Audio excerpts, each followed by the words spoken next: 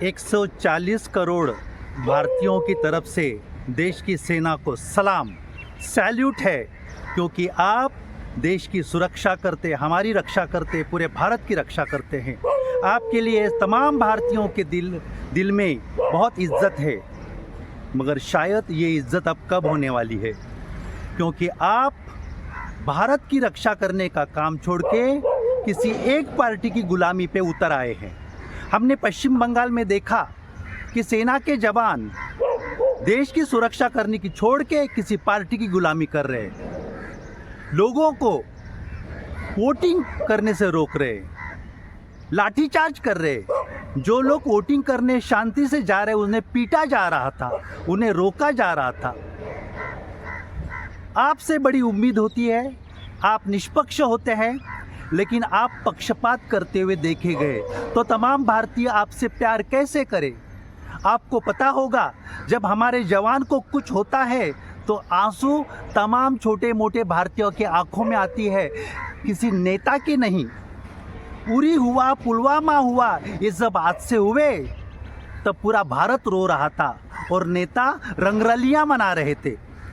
उरी का कांड हुआ तो याद करो, अरे उरी तो छोड़ो, अभी हाल ही में हुआ पुलवामा, 40 जवान मारे गए तो हमारे नेता क्या कर रहे थे, जाके फोटो शूटिंग कर रहे थे जिम कॉर्बेट में। ऐसे नेताओं की गुलामी आप करोगे क्या? संविधान में ये लिखा गया है सेना के लिए?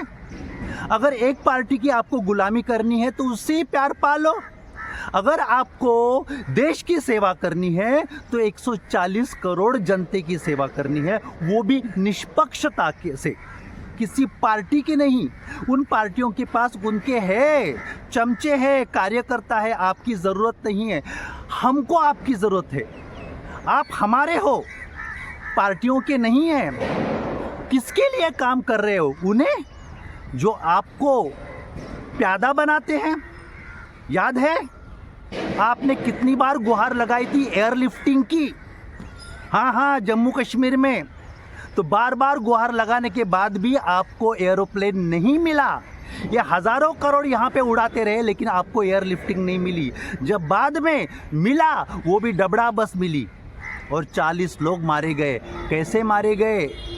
उसके बाद में पूरा जनता रो रही थी, ये मज़ा मार रहे थे। मज़ा मारने का होने के बाद में आपने इसकी मौत का तमाशा बना लिया।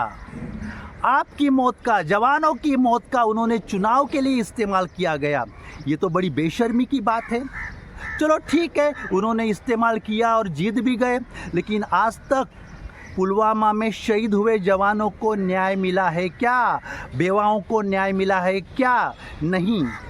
अरे ये वही सत्ता पक्ष है जिनके विधायक कहते हैं अरे सालों साल सेना के जवान बॉर्डर पे रहते हैं और उनकी बीवियां हर साल नया बच्चा जन्म देती है। इस तरह की बेइज्जती इनके विधायक कर सकते हैं। एक और बिहार का विधायक पता ना क्या है, अरे ये तो मरने के लिए होते हैं।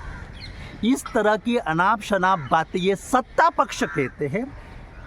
और गांव में जवानों को आम आदमियों से पीटा जाता है, सत्ता पक्ष के लोगों से, तब कहाँ जाता है? और ऐसे लोगों की गुलामी आप करोगे तो इस तरह से सेना के जवानों की साख गिर रही है। कई बातें गिनवा सकता हूँ जो सेना पे अत्याचार हो रहे हैं। पता है ना, एक सेना के जवान ने सिर्फ दाल चावल मांगी थी, उसको सेना से बर्खास्त किया। अरे आप जाके पहाड़ों पे लड़ते हो, ठंड में लड़ते हो, रेगिस्तान में लड़ते हो, भूखे प्यासे लड़ते हो। हम आपके लिए सादा खाना नहीं दे सकते, आप सादे जूते नहीं दे सकते। अगर शिकायत करने पे बरतरफ करते हो, उसको पार्टी से, उसको सेना से निष्कासित करते हो। एक जवान तो आज भी लड़ रहा है महाराष्ट्र में चंदू चौहान करके। तो ये सेना की जवान की हालत है। जो सत्ता पक्ष करते, नेता लोग करते, उन नेताओं की चाटुकारी आप करोगे? आप हमारे हो, नेताओं के नहीं। अगर आपको नेताओं की गुलामी करनी होगी तो इस 140 करोड़ जनता का प्यार खोना पड़ेगा।